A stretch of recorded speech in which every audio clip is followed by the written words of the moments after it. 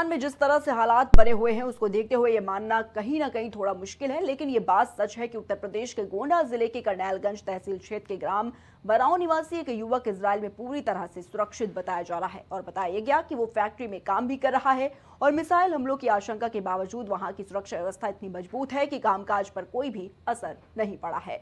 जानकारी के मुताबिक बराव गांव के 3 युवक, जिनमें पहला सोनू 10 महीने से, धर्मेंद्र 1 साल से और दूसरा सोनू 6 महीने रोजगार के लिए इजराइल गए हुए थे। ये तीनों युवा जो है वो प्लास्टिक सामान की पैकिंग में काम करते हैं।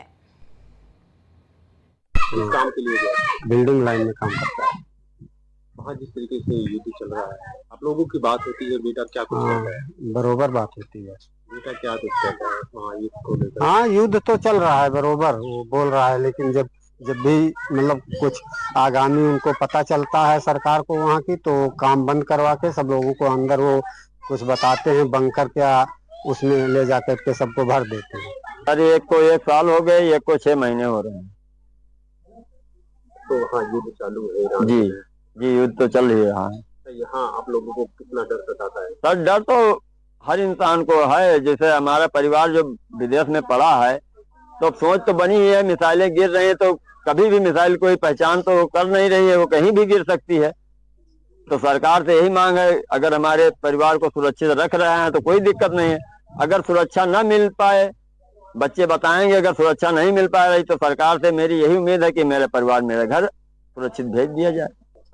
इस काम के लिए जैसे क्या काम करते थे आप? जी, एक लोग कर रहे हैं ब्रेड के फैक्ट्री में और एक लोग कर रहे हैं इसमें एल्युमिनियम गेट चल रहा है जी। आप लोगों को कितना डर सताता है अपने भाई को लेकर, जिस तरीके से युद्ध चल रहा है? जी, डर तो सताता है, लेकिन वहाँ पे ईरान और इजराइल में जो बम गिर रहा है, वहाँ पे बम गिरता है, लेकिन भाई लोग सुरक्षित हैं बोल रहे हैं। जानकारी के लिए हमारे साथ हमारे संवाददाता भूपेंद्र जुड़ चुके हैं। भूपेंद्र, जिस तरीके से देखा जा रहा है ईरान और इजराइल में इस वक्त वॉर जैसी स्थिति है, लेकिन अगर बात करें गोंडा जिले की तो ये बताया जा रहा है कि वहां के जो कुछ युवक है वो वहां पर काम कर रहे हैं। ऐसे में क्या कुछ हालात बताए जा रहे हैं वहां के, भूपेंद्र? देखिए, बिल्कुल ये जो 3 युवक हैं ये गोंडा के हैं और कर्नलगंज क्षेत्र के निवासी हैं और ये तीनों लोग इजराइल में कोई काम करने के लिए गए थे, वहाँ पर काम कर रहे थे। कोई लगभग 1 साल से वहाँ पर है, कोई 6 महीने से, किसी को अभी मात्र 3 से 4 महीने हुए गए। लेकिन जिस तरीके से वहाँ पे बमबारी और मिसाइलें छूट रही, तो कहीं ना कहीं जो गोंडा के 3 युवक हैं उनमें घबराहट सा माहौल है। लेकिन साफ तौर पर उनके घर वालों की मांग है कि अगर मेरे बच्चों को और लड़कों को अगर वहाँ सुरक्षित सरकार के द्वारा रखा जा सकता है तो रखें, नहीं तो हम गवर्नमेंट से मांग करते हैं कि उनको साकुशल हमारे देश वापस किया जाए। लेकिन जिस तरीके से अगर देखा जाए तो जो गाँव का माहौल है वो काफी जो लोग हैं वो उन लड़कों के में चिंतित हैं। अब देखने वाली बात ये होगी कि जिस तरीके से दोनों देशों के बीच छिड़ा हुआ है और जिससे यहाँ के 3 लोग जो गोंडा के हैं वो वहाँ पर फंसे हुए हैं, अब उनको गवर्नमेंट के द्वारा किस तरीके से अपने देश पहुँचाया जाता है। जी भूपेंद्र, जिस तरीके से बताया जा रहा है कि जो युवक हैं वो इजराइल में हैं इस वक्त, अगर बात की जाए क्या वो पूरी तरीके से सुरक्षित महसूस कर रहे हैं, इसको लेकर क्या कुछ जो अपडेट है वो मिल पा रहा है, भूपेंद्र? देखिए, बिल्कुल जो यहाँ के 3 लोग वहाँ पर हैं, जो घर वालों से और परिजनों से उनकी बात हुई तो उन्होंने साफ तौर पर बताया है कि इस समय जो काम धाम है उसको बंद कर दिया गया है, लेकिन जो दोनों मिसाइलें छोड़ी जाती हैं और जब वहाँ पर अलार्म बजता है तो उनको सुरक्षित बंकर में छुपा दिया जाता है।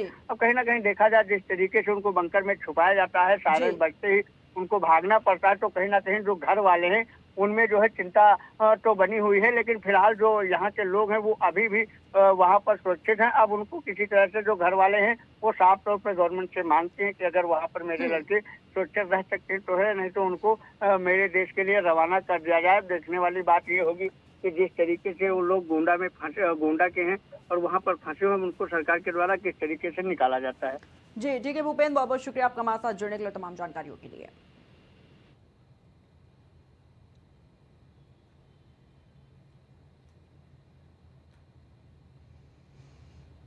प्राइम उत्तर प्रदेश में फिलहाल इतना ही। आप देखते रहिए प्राइम टीवी।